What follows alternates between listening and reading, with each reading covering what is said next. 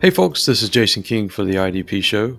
Just prior to week 7, I wrote up an article for the site on the NFL trade deadline coming up on November 4th and how IDP managers should react now to capitalize on some potential upcoming player movement.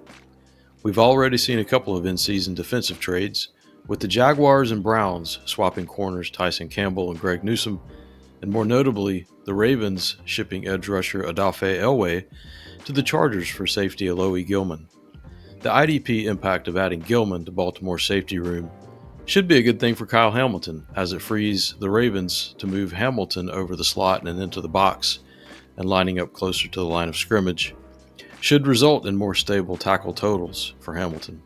In week 6, the alignment worked out as Hamilton saw a season-high 26 snaps lined up over the slot, 16 snaps in the box, and 0 snaps at free safety.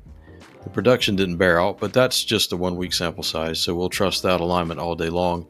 Regardless, that's the type of impact we're looking for when examining some potential trades over the next couple of weeks involving IDPs. The team I think may be the most active in terms of dealing away impactful IDPs is the Jets. The buzz has picked up in New York, particularly after Gang Green dropped to 0-7 following an uninspiring 13-7 loss at home to the Panthers on Sunday. It's been a rough start for Aaron Glenn.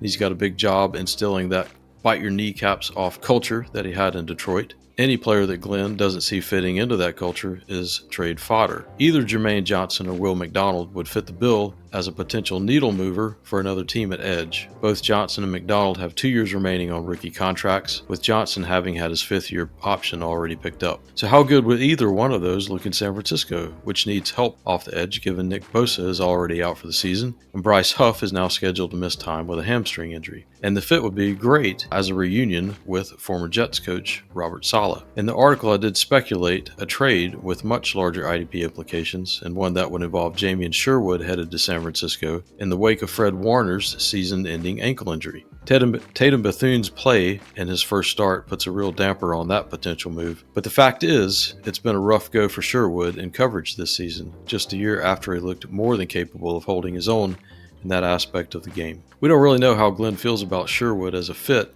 in his defense, or even Quincy Williams for that matter. I do think there's a chance that one of them gets moved, and there will be a small window to buy in on a rookie that has looked good in a small sample size, and that rookie is Kiko Mauigoa. And that window is before a trade of either Sherwood or Quincy Williams, but after Williams returns from injured reserve. The earliest that can happen is October 26th.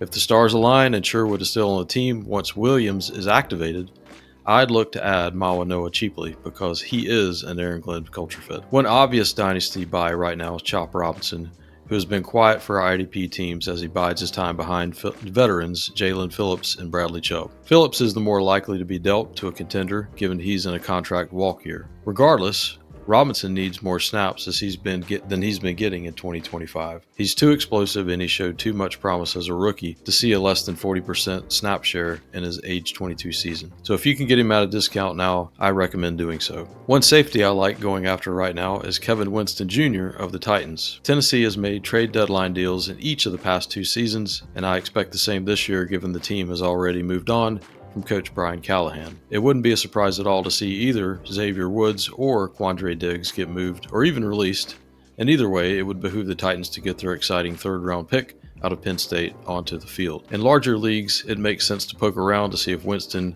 could be bought cheaply right now, especially given bye weeks, and that those can cause many a dynasty manager to make a short-sighted decision to plug a lineup hole. If you want to read the full article, as well as other dynasty-focused IDP articles from me and Jace Abbey, please head over to theidpshow.com. There's tons of great IDP content on the site from a host of great contributors. So get some trade offers out there. Good luck, and I'll see you next time.